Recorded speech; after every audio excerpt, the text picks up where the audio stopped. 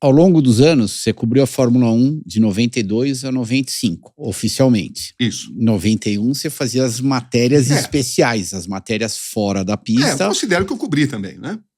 Tudo bem, mas as matérias fora da pista, behind the scenes, aquilo que ninguém mostrava. Durante esses anos, você foi conhecendo o Ayrton cada vez mais. Você como profissional, e provavelmente a gente pode dizer, né, só a Globo que cobria, então era o único repórter da Globo que cobria o evento em si, a Fórmula 1. Você como profissional, você mudava a sua chavinha para conversar ou perguntar para ele de acordo com se ele estava na pista ou se ele estava jogando tênis, ou nem passava isso pela sua cabeça?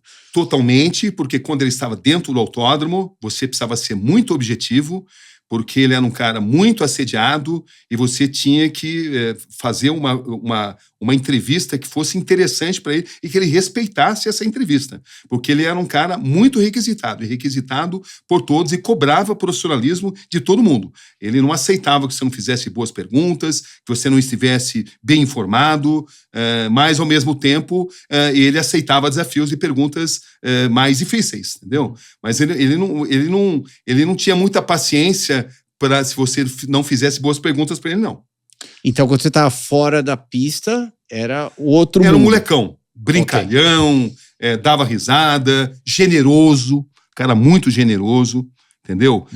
Solidário, sabe? Eu sou muito grato a Ayrton Senna, porque o Ayrton Senna me abriu muitas portas.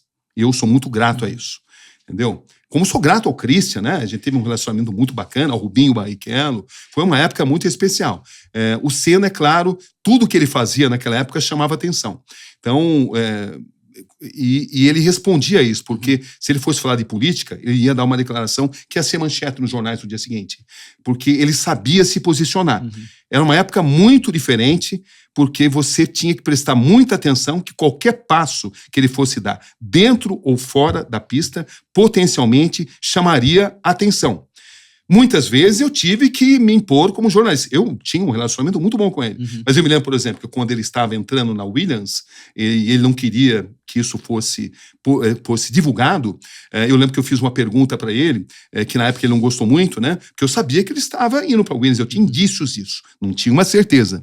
Mas eu perguntei para ele 2 dias antes dele fechar o contrato com a Williams, qual vai ser o seu cardápio do jantar de hoje com o Frank Williams? Aí ele dá uma risada e me manda para aquele lugar. Eu tiro ele mandando para aquele lugar e ponho a risada. Entendeu? Não? Aí ele falou, poxa, isso podia ter me prejudicado, mas eu era jornalista, ele sabia que eu estava ali para cobrir. Tudo bem, eu tinha um carinho, um respeito, me considerava amigo dele. Talvez não na extensão, o Galvão era um amigo particular, mas eu tinha uma relação e ele me abriu muitas portas. Mas ele também sabia que eu estava lá para fazer jornalismo. Ele sabia disso. Você sabe, desculpa, Thiago, claro. Você usou uma palavra que, para mim, é uma das melhores descrições que eu acabei de ouvir do Ayrton: o pacote. O pacote era muito bom, ou seja, dentro da pista, inquestionável.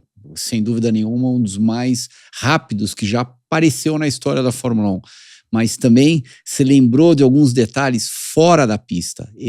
O pacote Ayrton Senna era muito forte. E quando ele não estava com esse modo competição ligado, ele era um cara divertido, brincava. Nesse especial que nós produzimos, aí eu peguei gravações, né, dos meus arquivos, um cara molecão, que não parava de sacanear, brincar. Era um cara bacana, gente boa mesmo. Mas isso quando não estava ligado o modo pressão. Sim. Ele estava lá para vencer e não aceitava nada que não fosse a perfeição. Ele sofria com isso. Sempre sofreu. Mas ele era um cara diferenciado, um piloto, um esportista diferenciado.